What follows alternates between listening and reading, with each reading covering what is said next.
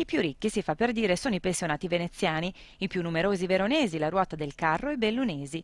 Nel veneziano i pensionati sono 235.000 per 800 euro mensili in media di pensione.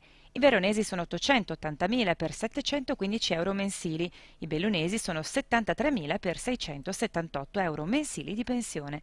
È la fotografia tracciata dalla Federazione Nazionale Pensionati CISL del Veneto, elaborando i dati INPS relativi alla nostra regione.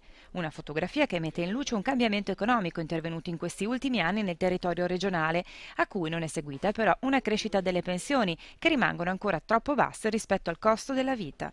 A Venezia è stata una delle prime zone industriali del Veneto, per cui le pensioni della provincia di Venezia sono pensioni che provengono da una contribuzione che parte da lontano, mentre soprattutto Verona, ma anche altre province, hanno ancora un riferimento all'agricoltura, quindi agli anni, qualche anno fa, insomma, ecco. Dal punto di vista però della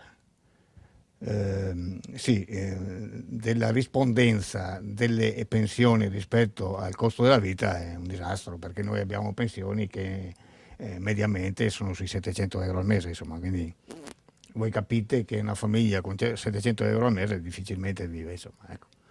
A poco è servita soprattutto in Veneto la social card, che è stata assegnata davvero a pochi, tanto che il sindacato ha addirittura scritto al ministro Sacconi per sollecitare la modifica dei requisiti richiesti per la carta.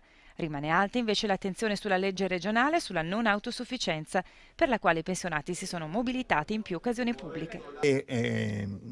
Rispetto al nostro modo di vivere, alla nostra gente che ha sì la casa in proprietà, che ha il campetto di terra, che ha l'orto, che ha magari il garage e compagnia bella, questi aspetti hanno escluso questa nostra gente eppure, voglio dire, dal punto di vista del diritto ci sarebbe stato. Quindi i requisiti richiesti per la social card hanno escluso moltissima gente in Veneto.